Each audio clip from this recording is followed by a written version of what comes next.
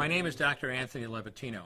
I'm a practicing obstetrician-gynecologist, and I've performed over 1,200 abortions. Today I'm going to describe a third trimester induced abortion, which is performed at 25 weeks to term. At this point, the baby is almost fully developed and viable, meaning he or she could survive outside the womb if the mother were to go into labor prematurely.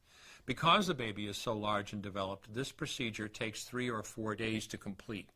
On day 1, the abortionist uses a large needle to inject a drug called digoxin. Digoxin is generally used to treat heart problems, but a high enough dosage of digoxin will cause fatal cardiac arrest. The abortionist inserts the needle with the digoxin through the woman's abdomen or through her vagina and into the baby, targeting either the head, torso, or heart. The baby will feel it. Babies at this stage feel pain. When the needle pierces the baby's body and the digoxin takes effect, the life of the baby will end. The abortionist then inserts multiple sticks of seaweed called laminaria into the woman's cervix. They will slowly open up the cervix for delivery of a stillborn baby. While the woman waits for the laminaria to dilate her cervix, she carries her dead baby inside of her for 2 to 3 days.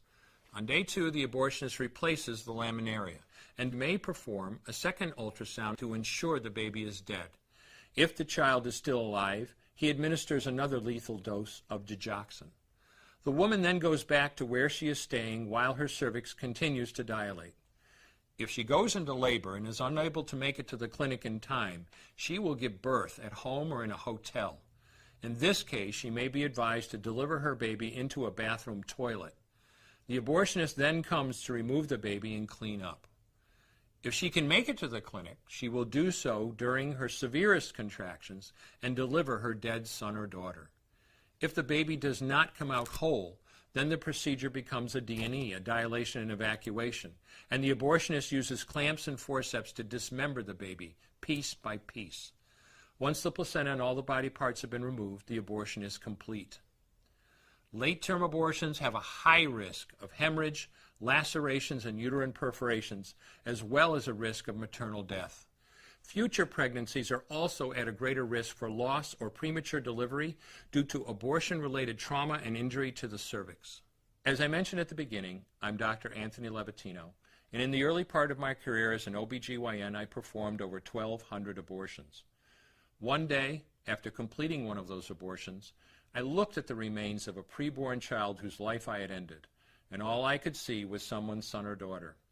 I came to realize that killing a baby at any stage of pregnancy for any reason is wrong.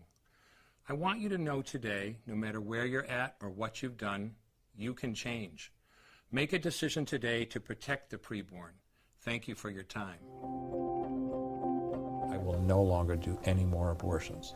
When you finally figure out that killing a baby that big for money is wrong, that it doesn't take you too long to figure out it doesn't matter if the baby is this big or this big or this big or maybe even this big, it's all the same. And I haven't done any since then, and I never will.